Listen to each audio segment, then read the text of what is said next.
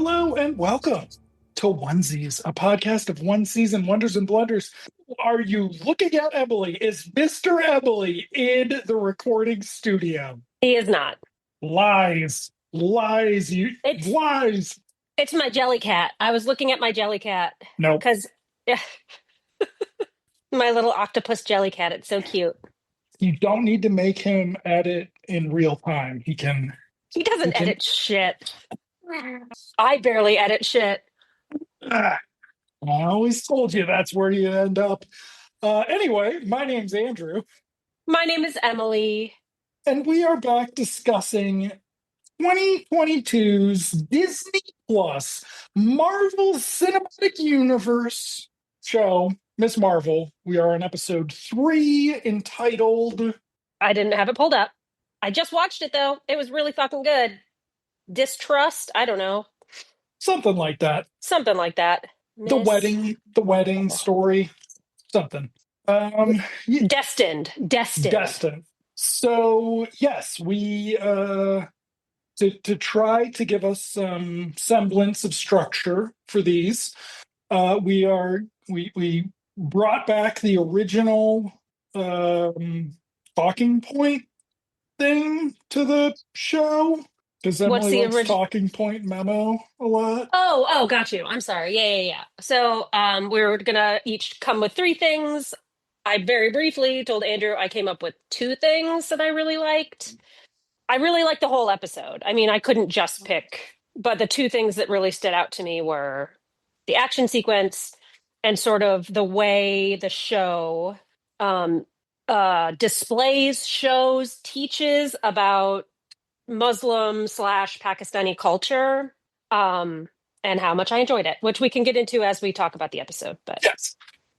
And my points are a subset of the action sequence. Specifically, my note is Jurassic Park, which honestly actually has some current things to bring up.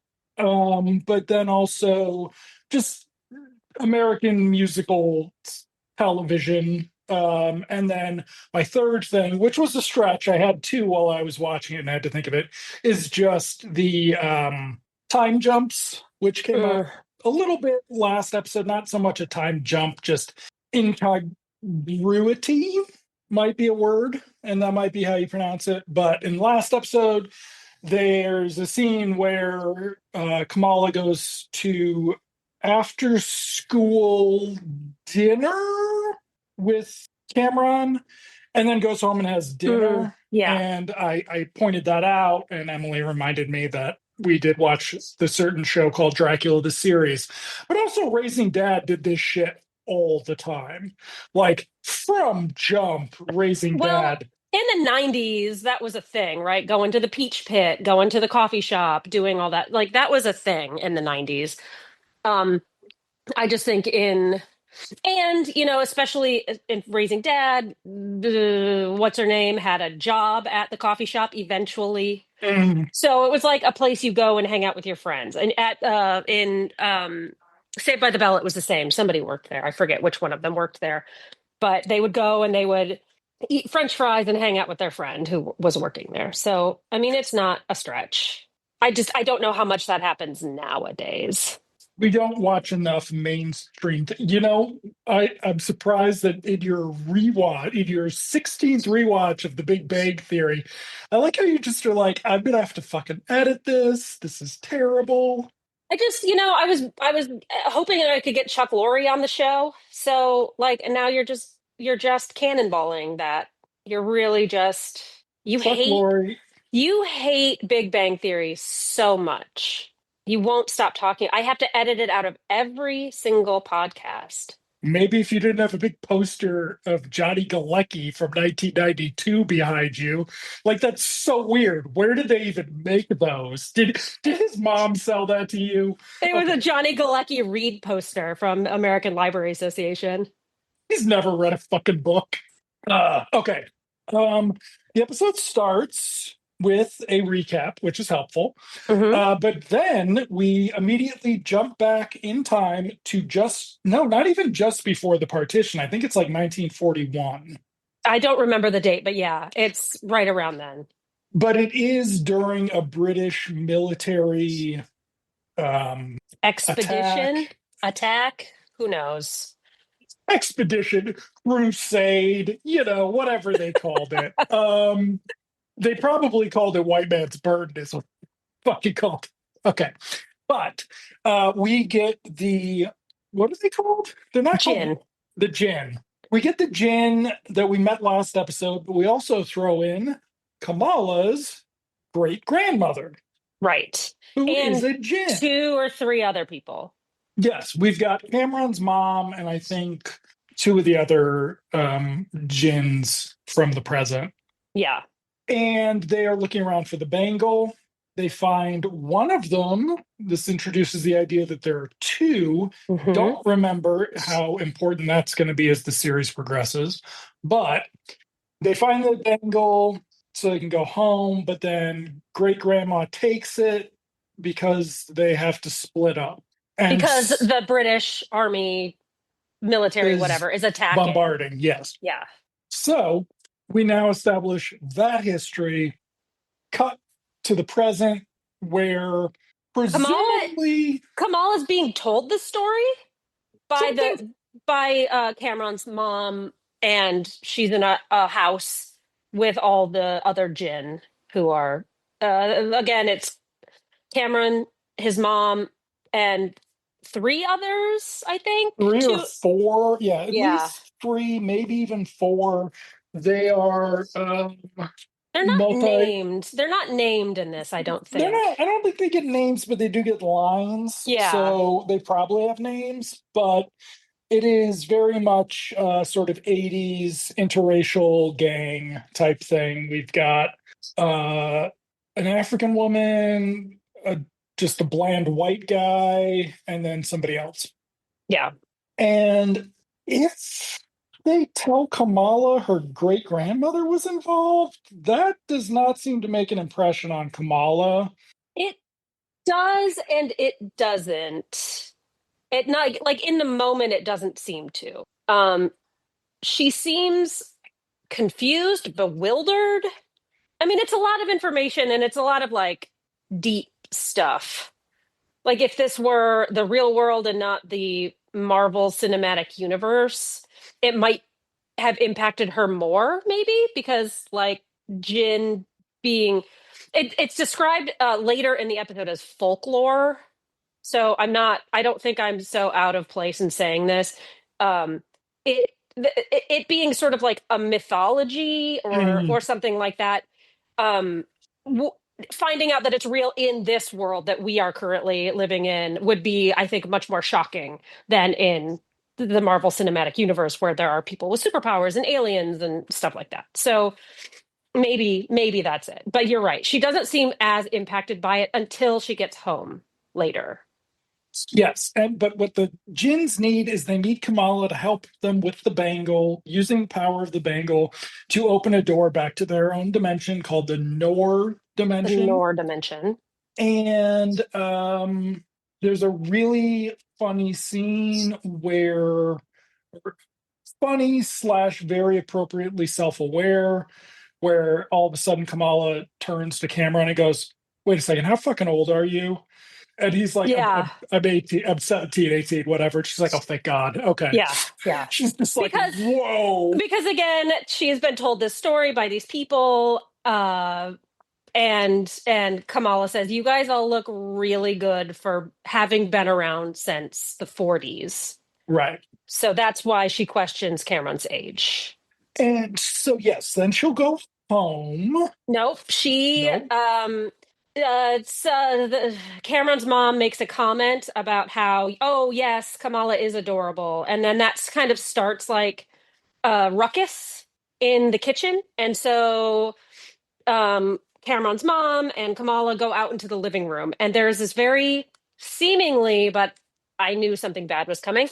Um, Very sweet scene where she's saying like, you're the only one who can help us and you have this power and this has been gifted to you and all of this stuff, which I think again Kamala is kind of sitting with this information and processing it a little bit before she reacts. again, it's a lot of big information.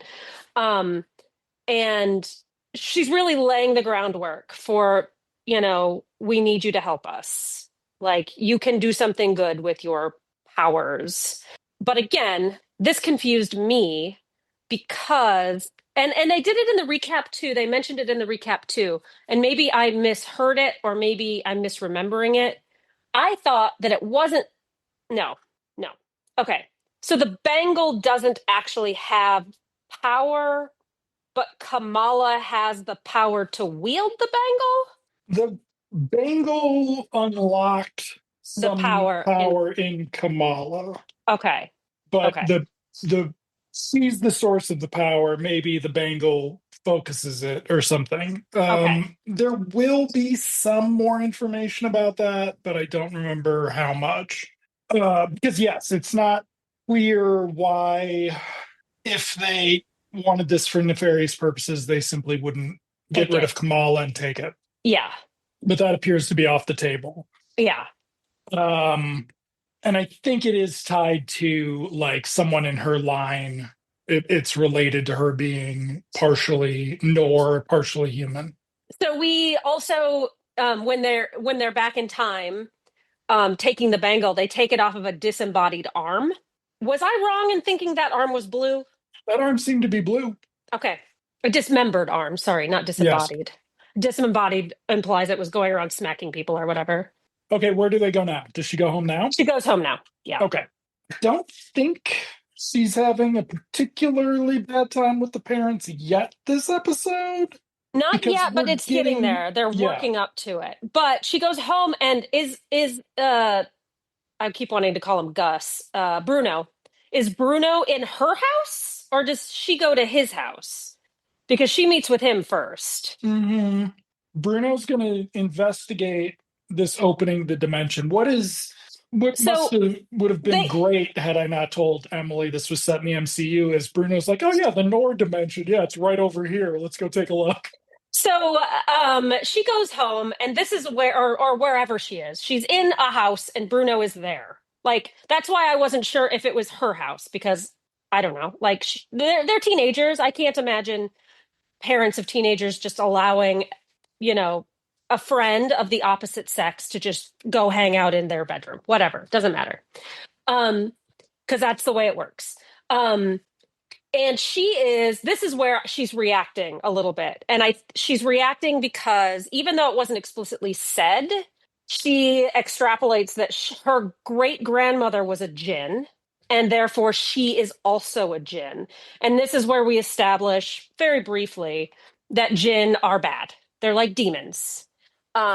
Bruno doesn't know what she's talking about, but says he'll investigate not only the djinn, but how to open a portal to the Nor universe.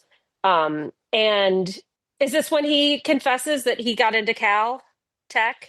Maybe. You No, can maybe this not. I think it's at the very end of this scene because Yeah, like the whole time it seems like he wants to say it, he wants to say it, he wants to say it.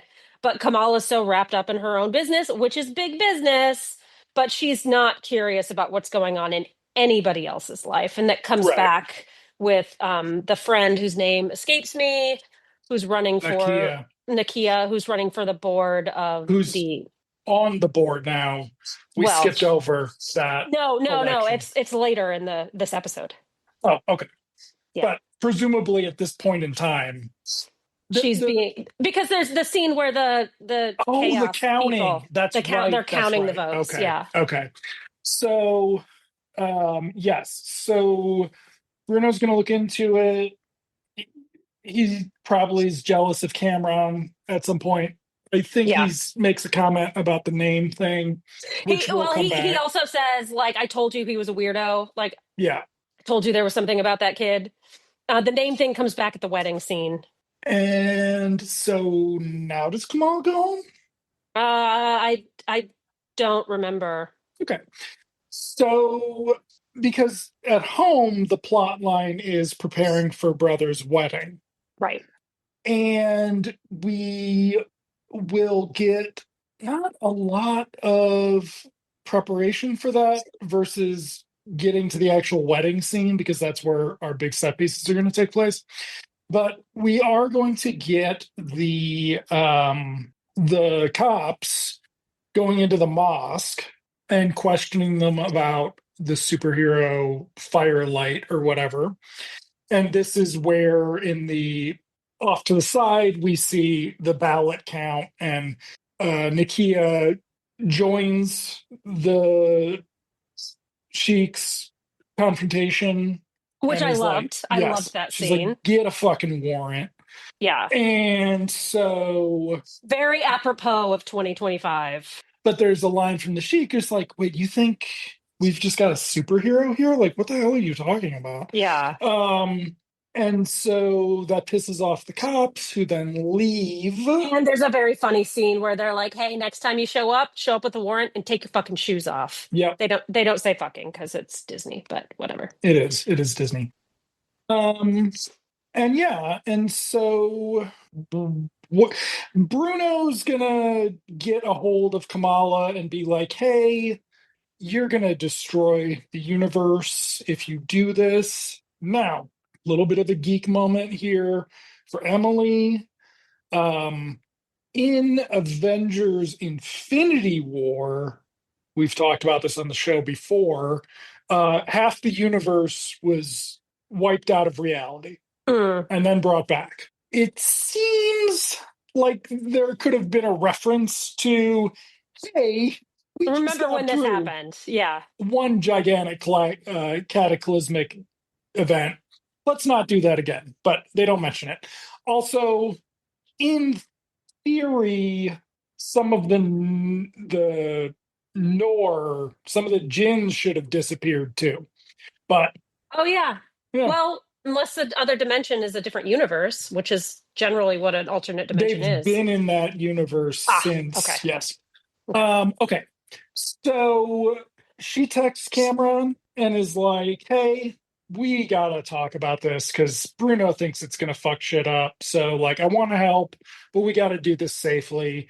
Yeah. Cameron's like, totally understand. We're all good.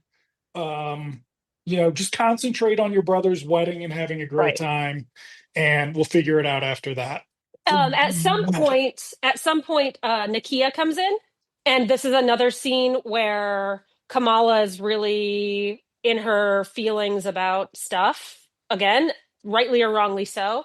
But Nakia's upset because the cops or whatever showed up at the mosque, um, looking for the superhero that she still doesn't realize is Kamala.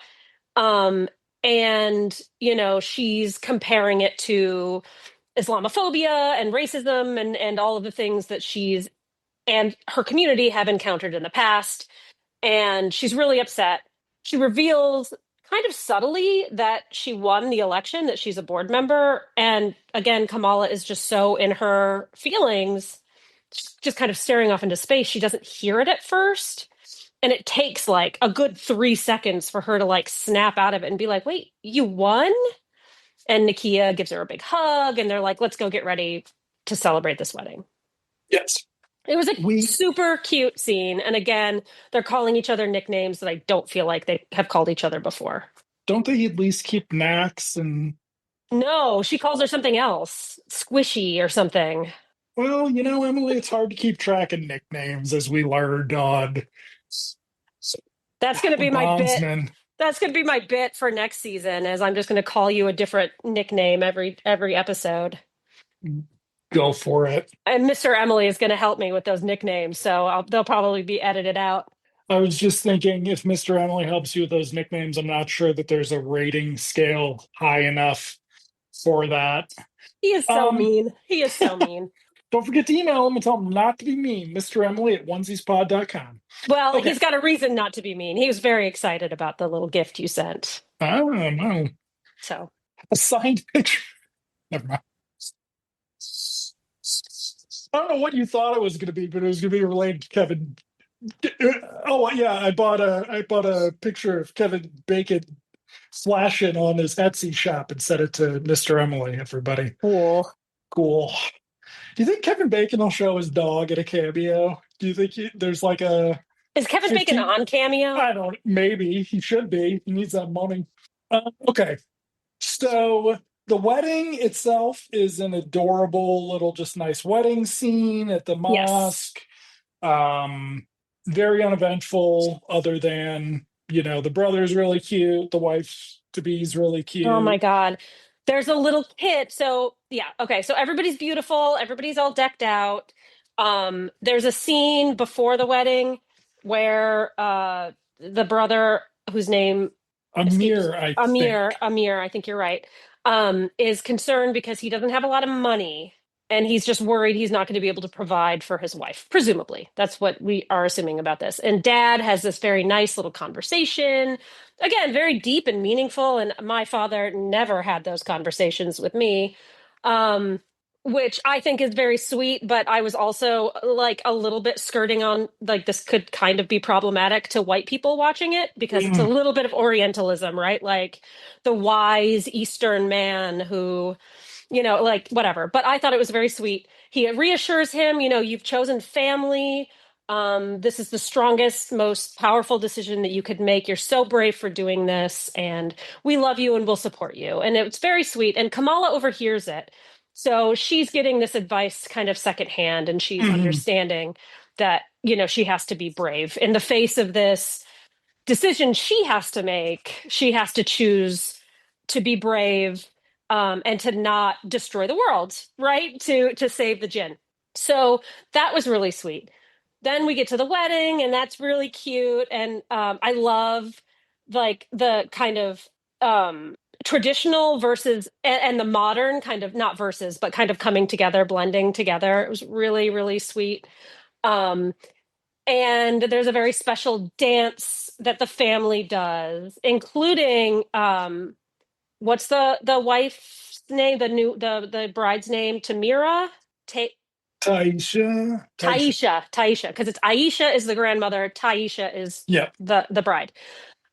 Taisha's parents are all decked out, and they Yes. come in doing the dance. There is a little boy who's dancing, and he's wearing a turqa, and it's got like incredible, it's like green and it's got like Incredible Hulk muscles. I thought that was cute. I don't know if that's exactly what it was supposed to be, a little nod to Incredible Hulk, but it was really sweet. He's like 7 years old and he's dancing around in a turqa with Incredible Hulk muscles. It was so cute. And we are now at the convention hall or the banquet hall where they are Yes, having the they're having the reception. word. Yeah. Um, so this brings us to sort of, yes, they discuss the dance sequence. It's all been choreographed and coordinated behind without Amir knowing about a bit of it. And Yeah. so he's just thrilled to see all this and constantly like delighted by as it builds and builds. So it's very nice. And it brings us to the point about musical sequences in American TV, which has sort of been a norm since the mid aughts.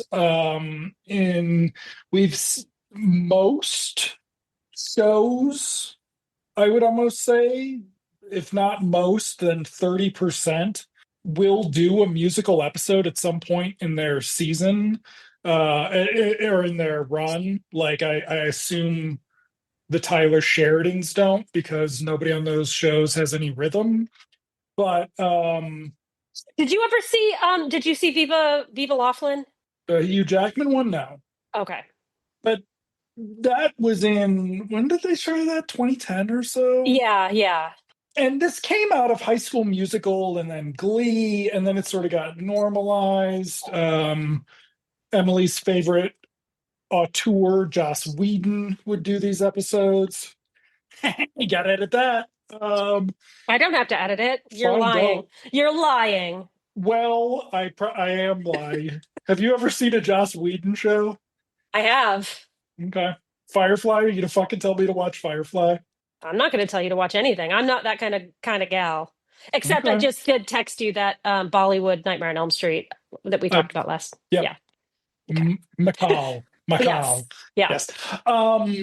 So, but I mean, the thing about the musical numbers on TV, musicals as a I mean, I can't estimate what percentage of studio output was musicals, but I imagine it was a always a significant percentage starting in the 30s with sound, and then probably peaking in the 50s and 60s, and then dropping until, the only songs you had in anything were in kids cartoons for a while, and then they brought them back with whatever the Again, movie like that's.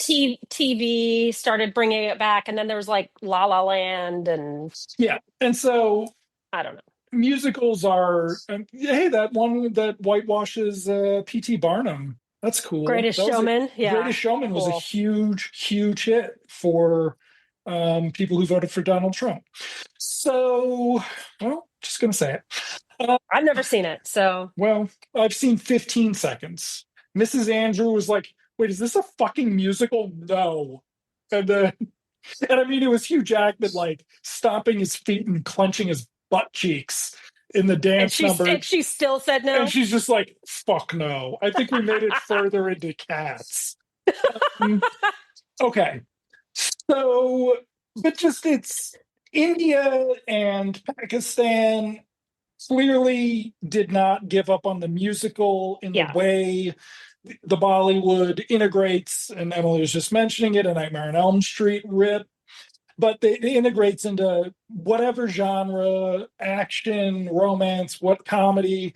It's just a thing. yeah, it's just a thing there, and it never really went away. Like, Yeah, yeah, and so just having it sort of play out so naturally is just delightful. yeah, and And the difference between like this scene in particular and a Glee or whatever on TV 10 years earlier, I don't know, whatever, it doesn't matter, is that this, while it's choreographed, it's meant to look like like non-professional people are doing it. right, It's not choreographed so tightly, that everybody is completely in sync all of the time. So it just adds a little bit more charm. There's a scene where Kamala's being like lifted up and her brother's like, "Oh no, she's going to fall. She doesn't want to yeah, be up there." Like he's like worried for her, and you can kind of see it on her face that she's so it's a little bit more charming in that like this is yeah, people who are doing this because it's part of their culture. They're not professional. They're doing the best that they can. I mean, you even see like mom and dad are doing it and they're yeah. a little bit off step, but it's really sweet. It's really charming and sweet. And again, it's part of this is this particular scene, but also the party pre-wedding That party we didn't talk about that we that we didn't should talk have. Yeah, about. It just reminded me of, so like I love that IPs are trying to bring in diversity into their properties, right? Like I think it's really really cool. And I don't watch a lot of Marvel, and I know that they've done this in other ways. The thing I like about this specifically is that they're not necessarily trying to do it for a white audience. I think you talked about that last time. Like, this is not necessarily for a white audience.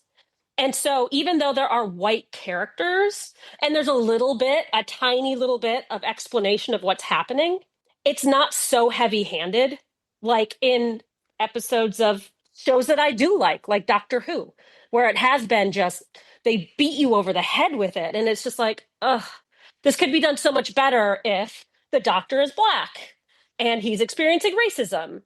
And and if they don't actually have a line where the white guy turns to the brown girl and says, I don't know what the fuck you're talking about. Nobody's yeah, ever racist to me. Get over it. yeah. Like it's so much better that we're experiencing it from like no, that these people are experiencing it firsthand and it doesn't have to be explained.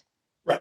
It's so much better than being just beat over the head with it. And it's like if you and if you look if I don't know, I don't read Marvel news. I'm not on Marvel Twitter. I'm not engaged in any social media around this. But from what I've gleaned from your conversations is that white people who are into Marvel overwhelmingly were being racist about this. And sexist. and sexist. Yes. So, but to me, it's like you see a cast full of brown people and you don't like the brown people, you don't watch the show with the brown people. Like, it's so easy to just turn the channel and move on to something you do like. Like, I don't know, Big Bang Theory. I was going to say something with Chris Pratt. Yeah, yeah, something with Chris Pratt. Um, but in my mind, it's like they're doing it right for the Muslim, Pakistani, Indian audiences that they're trying to appeal to, and they're Hmm. doing it right for the white people who are interested in watching it, Hmm. not hate watching it, but Hmm. actually watching it. Yep. So that's my one. That's one of my conversations about this is I just think it's really good, and I think they do it so much better. And I'd be interested in watching like Miles Morales If or that something. existed, but It they doesn't exist. They have the comic book series, right? they have the comic book series. The movie, the first movie's great. I haven't seen the second movie Okay. because it's a two-parter and the second one's delayed till 2027, so I'm just Uh, waiting. But the first one is delightful. It is wonderful. It does bring all that in. Even the Spider-Man 2 game really is very intentional about that yeah. because Miles Morales is black and maybe Puerto Puerto Rican, I Rican. think. And so basically, those are two and male. So those and Christian. And so those are big enough demographic things that nobody can really push back on that. And they really are the game really embraces it. And it's incredibly funny because he has missions where he's like doing things about Black Harlem culture and stuff. Meanwhile, Peter Parker's like riding around on bikes because white people don't have any culture. It's very it's just like two very different games. Like one of them is very much about contextualizing it, and the other one is not about contextualizing, and that's because white people's history is a history of racism and raping. So cool. Plundering too. I guess we got plundering in there. Okay. The scene we didn't talk about, the pre-wedding scene, is all of the aunties hanging out, getting their henna on. It's very fun, but Kamala wants to talk about her mom's family, and her mom wants her to shut the fuck up Yeah. about that business. Yeah. And so I think we even get an auntie being like, you need to not talk about that because it upsets your mom. But then I think at the reception, they're willing to gossip. So, Yeah. Yeah. so I think at the end of that scene's when she goes up. But at the end of the party, the pre-wedding party scene, she gets a box from Bruno, and she takes it outside, and she opens it up, and it's a mask. I don't know the significance Yes, of it. it's so she has a mask instead of the helmet. Instead of the helmet. Okay, fair enough. And she has a little talk with the sheik. With the sheik who comes out, and they talk about the superhero, and they're like, is what she's doing good, or is it just bringing negative attention to our community? And he says something like, good isn't something that you are, it's something that you do. Again, very profound, very meaningful, wonderful. Sorry. Yep. Can't really do that with a Catholic priest anymore. You gotta have other people around. You gotta have your parents with you. Unless it's evil, in which case they then make fun of all of the abuse. They actually throw it lines mocking it and minimizing it because we're terrible, terrible people. Okay. So then I think we probably get Cameron. We missed a scene, an insert where Cameron's mom is looking at his phone and she's like, she's like, you fucking told her she can wait? She Yeah, can't fucking wait. I'm done waiting. yeah.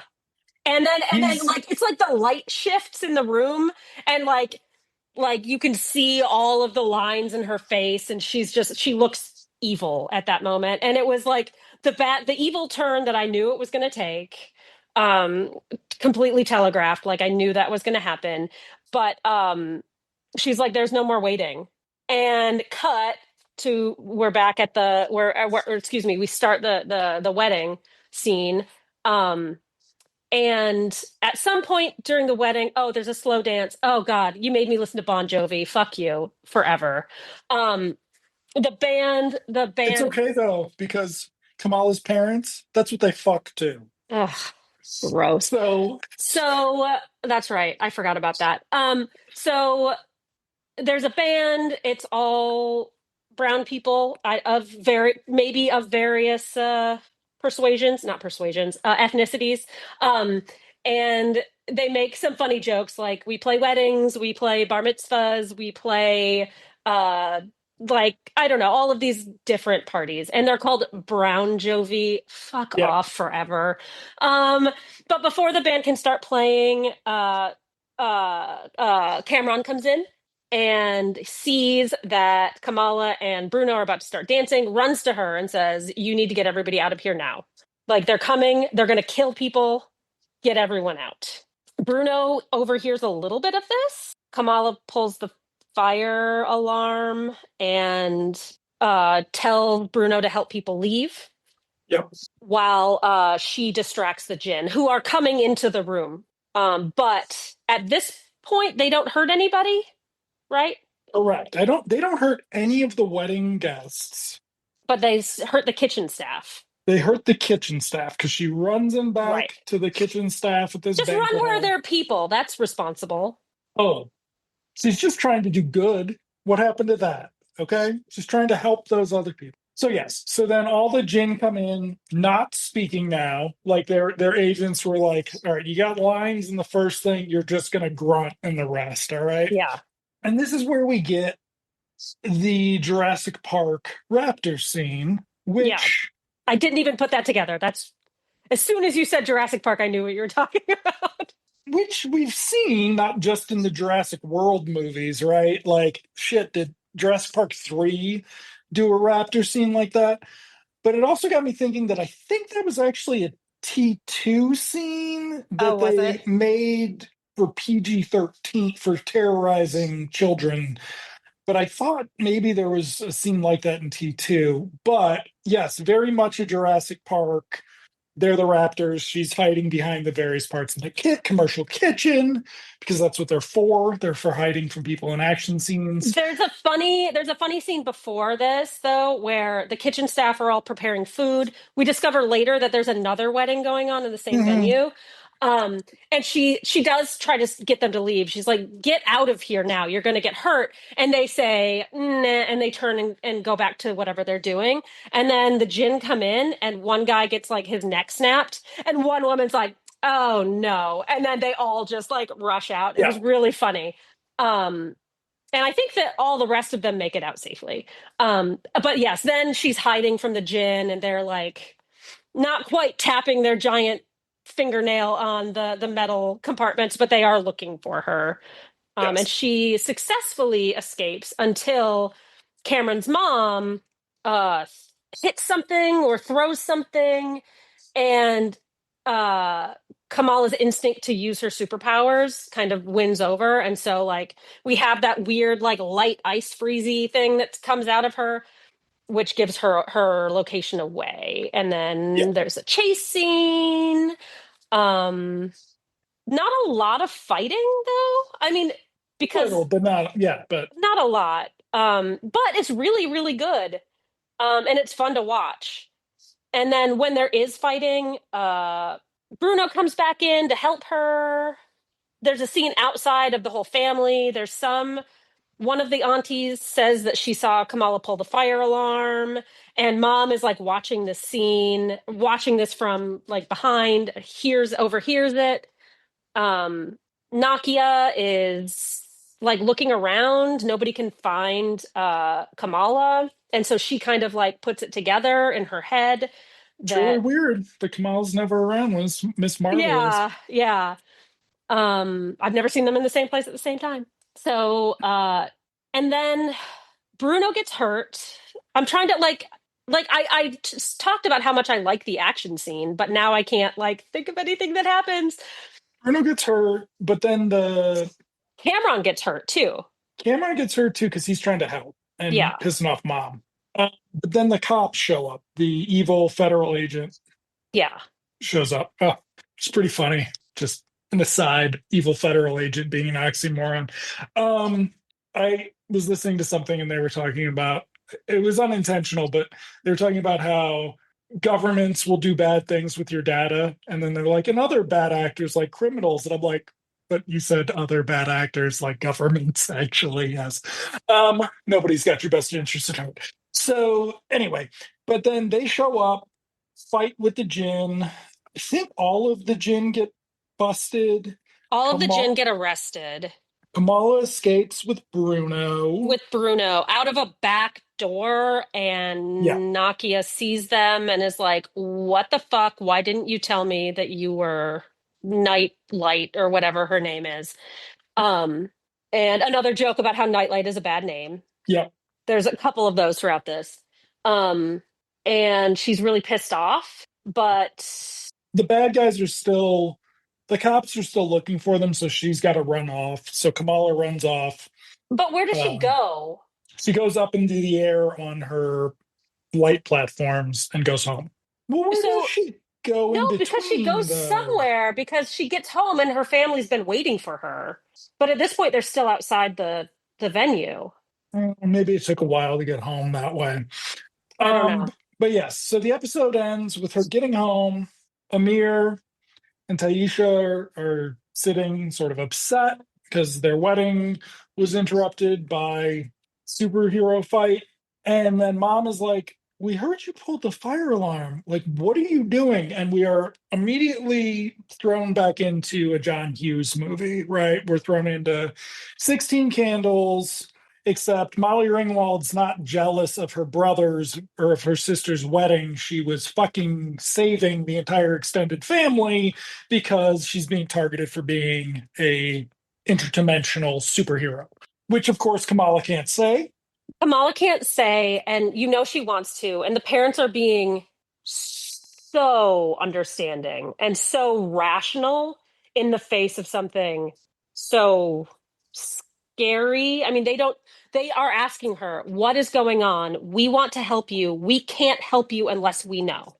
Like, I think that's verbatim what mom says, but in a nicer way. Yeah. Um, and she's like, I can't tell you.